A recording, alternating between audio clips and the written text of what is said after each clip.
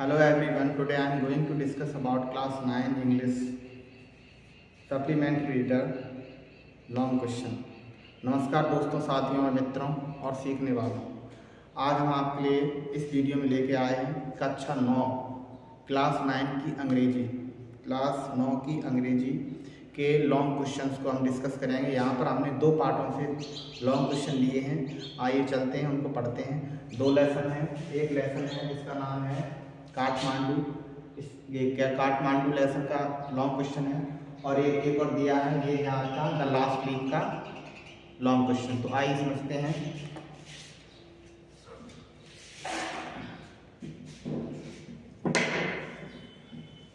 Compare and contrast, तुलना करना है और अंतर बतानी है। That means fair in and around, बाहर और अंदर, बाहर और उसके चारों ओर के अंदर और उसके चारों ओर के वातावरण में अंतर करना है। तो इसमें बौद्धनाथ मंदिर में और पशुपतिनाथ मंदिर में, बौद्धनाथ मंदिर में और पशुपतिनाथ मंदिर के अंदर का वातावरण और बाहर के वातावरण में क्या क्या अंतर है, ये हमको समझाना है। आंसर है इसका that means fair in and around Boudhanath shrine is peaceful. जो बौद्धनाथ का जो मंदिर है, श्राइन टेम्पल मंदिर होता है, जो बौद्धनाथ का टेम्पल, जो बौद्धनाथ का मंदिर का जो वातावरण है वो बहुत ही शांत है, पीसफुल है। देयर आर स्मॉल शॉप, वहाँ पर छोटी सी दुकानें हैं। मोस्टली ओन बाय तिब्बतन, जो कि तिब्बत इमिग्रेंट्स, जो कि तिब्बती शरणार्थियों की हैं, प्रवासियों की हैं। द सेल्फ हेल्प बैग्स, वे बेच रहे हैं ऊनी थैलों को। तिब्बतन प्रिंट्स, तिब्बती उन प्रिंट्स को। एंड सिल्वर ज्वेलरी देयर, वहाँ पर वो चांदी के गहनों को बेच रहे हैं जिस पर छापे लगाए गए हैं, अर्थात जिन पर डिजाइन की गई, तिब्बती डिजाइन की गई है।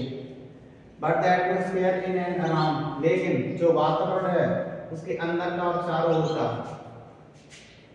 But the atmosphere in and around, लेकिन जो वातावरण है अंदर और बाहर के, द पशुपतिनाथ टेम्पल का, अभी हमने बताया था बौद्धनाथ टेम्पल का वातावरण शांत है, बिल्कुल शांत है। लेकिन यहाँ पर पशुपतिनाथ मंदिर का जो वातावरण है वो कैसा है, नोइजी है, शोर शराबे से भरा हुआ है। A large crowd of man, बहुत सी लोगों की भीड़ आ रही है। डिवोटीज, भक्तों की भीड़ आ रही है, यात्रियों की भीड़ आ रही है, जानवर है, पक्षी है, फेरी वाले, बहुत सारे लोग वहाँ दिखाई पड़ रहे हैं, घूम रहे हैं।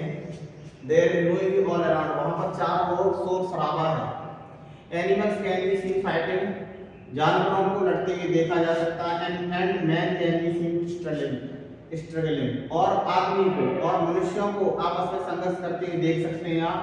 Only Hindus are allowed to take entry in the temple, केवल मंदिर में हिंदुओं को ही अनुमति है जाने की।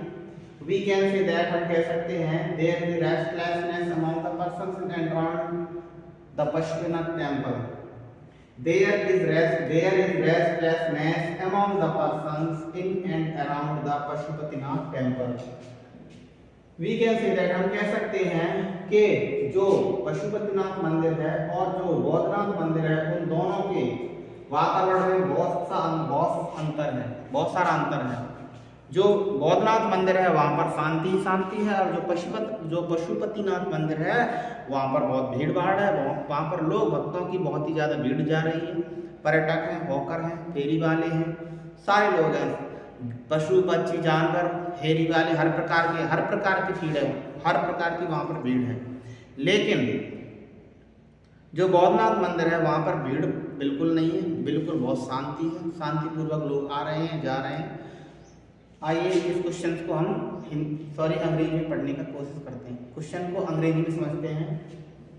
Compare and contrast the atmosphere in and around the Boudhanath shrine with the Pashupatinath temple. Answer है इसका the atmosphere in and around Boudhanath shrine is peaceful. There are small shops mostly owned by Tibetan immigrants, the self-help bags, Tibetan prints and silver jewelry there. But the atmosphere in and around the Pashupatinath temple is noisy. A large crowd of men, devotees, tourists, animals, birds, hawker can be seen roaming there. There is noisy all around. Animals can be seen fighting and men can be seen struggling. Only Hindus are allowed to take entry in the temple. We can say that there is restlessness among the persons in and around the Pashupatinath temple. यहाँ पर हमने काठमांडू जो lesson है उसका हमने एक long question को discuss किया, उसको हिंदी और अंग्रेजी दोनों भाषा में समझा। आइए अब हम समझते हैं दूसरा प्रश्न जो आपका लिया गया है the last leaf. The last leaf and appropriate title of the story justify. आप यह बताइए, निर्णय लेकर यह बताइए कि जो लास्ट लीफ जो लेसन का जो पार्ट का जो शीर्षक दिया गया है, जो टाइटल दिया गया है, क्या वो उचित है? और या एक प्रश्न दो है इसमें, और यानी कि या why the story named the last leaf, कहानी का नाम, इस कहानी का नाम अंतिम पंक्ति द लास्ट लीफ क्यों रखा गया? तो आइए इसको समझते हैं इसकी Hindi. The last leaf is an appropriate title of the story. कहानी का जो शीर्षक है लास्ट लीफ वो बिल्कुल उचित रखा गया है। The last leaf is in the centre of the story. The last leaf जो अंतिम पंक्ति है उस कहानी का एक केंद्र बिंदु है, एक केंद्र बिंदु शीर्षक है जो इसी शब्द पे पूरी कहानी घूमती रहती है। And the story revolves around it, कहानी इसी पर घूमती रहती है। This is the last leaf, यह अंतिम पंक्ति है that saved the life of John C, जिसने जॉन सी का जीवन बचाया। आफ्टर लॉन्ग इलनेस, बहुत लंबे समय तक बीमार रहने के बाद, Johnsy's mind also fell ill, Johnsy का जो दिमाग है वो भी बहुत बीमार हो गया, मतलब कोई पॉजिटिव, कोई सकारात्मक सोच नहीं आ रही थी उसके दिमाग में ताकि वह ठीक हो सके। She used to watch the falling leaves of ivy creeper, वह केवल देखती रहती गिरती हुई ivy creepers, एक बेल होती है ivy नाम की, जो एक लता होती है, बेल होती है, उसकी पत्तियां गिर रही थी, तो वह उनकी गिरती हुई पत्तियों को देखती है और ऐसा अंडरस्टैंड करती है, ऐसा समझती है, वह अंधविश्वासी हो गई है कि जैसे जैसे इस बेल की पत्तियां सारी गिर जाएंगी मैं भी मर जाऊंगी, तो उसको एक अंधविश्वास हो गया है। And think that she would die with the fall of the last leaf, उसको यह विश्वास हो गया कि जब अंतिम पत्ता गिरेगा तो वह भी मर जाएगा। एन ओल्ड पेंटर, एक बूढ़ा व्यक्ति होता है जो कि पेंटर होता है, चित्रकार होता है, जिसका नाम होता है Behrman, had been painting for over 40 years, वो 40 वर्षों से लगभग पेंटिंग कर रहा है, चित्रकारी कर रहा है। And his ambition was to paint a masterpiece, और उसकी एकमात्र अभिलाषा है कि वह एकदम मास्टरपीस, मतलब दुनिया में सबसे बेहतरीन एक चित्र बनाएगा।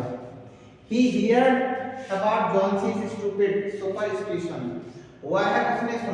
उसने सुना जॉनसी के मूर्खतापूर्ण अंधविश्वास के बारे में, उसने सुना अबाउट द लास्ट लीफ, उसने सुना कि अंतिम पंक्ति के साथ उसने अपना जीवन कैसे जोड़ दिया है। He decided to paint the last leaf, तो उसने यह निश्चय किया कि वह अंतिम पंक्ति की चित्रकारी करेगा। He did his job successfully, उसने इस कार्य को बड़ी ही सफलतापूर्वक किया। दो यद्यपि it was cold and stormy night, यद्यपि बहुत ही ठंडी रात थी, बहुत ही तूफानी रात थी, this last leaf saved Johnson's life, इस अंतिम पत्ते ने जॉनसी के जीवन को बचा लिया। बाय गिविंग हर कॉन्फिडेंस, उसको आत्मविश्वास दिया, एंड होप टू लिव, और जीने की आशा दी। बेरमन सेटिस्फाइड हिज लाइफ, और जो बेरमन था उसने अपने जीवन को बेचारे ने न्यौछावर या बलिदान कर दिया। But the last leaf was his masterpiece, लेकिन जो लास्ट लीफ थी, अंतिम पंक्ति सॉरी पंक्ति बार बार बोल रहे हैं हम, अंतिम जो पत्ती थी, पत्ता होता नहीं वो, अंतिम पत्ती थी, उसने जॉनसी का जीवन बचा लिया। और जो उसने पत्ती की चित्रकारी की थी, बेलों के पास एक दीवार थी, दीवार के सारे बेल चढ़ी हुई थी, और उसने देखा कि सारी पत्तियां गिर रही, तो उसने दीवार के सारे उसी से चिपकाती हुई एक पत्ती ऐसी बना दी, उसको पता भी नहीं चला। जॉनसी उस पत्ती को देखती रही, वो एक चित्रकारी थी, पानी बरसा, तूफान आया, सब कुछ हुआ, लेकिन वह चित्रकारी थी, पेंट की गई थी पत्ती, एकदम ओरिजिनल से भी ज्यादा, वास्तविक से भी ज्यादा वास्तविक थी। तो जॉनसी जो कि खुद एक चित्रकार थी, वह उसको पहचान ना सकी कि असली है अथवा नकली, और पत्ती गिरी नहीं, पत्ती बच गई। इस तरह से पत्ती बच गई तो जॉनसी को आत्मविश्वास आ गया और वह जीवित बच गई। लेकिन जब पत्ती को बनाने के बाद 2 दिन बाद, उस पत्ती को बनाने के बाद बहुत तूफान था, ठंड थी, बहुत कुछ था, तो उसको बनाने के बाद जो बेहरमन था, जो पेंटर था, वह 2 दिन बाद निमोनिया से मर गया। क्योंकि बहुत तूफानी रात थी, ठंड थी।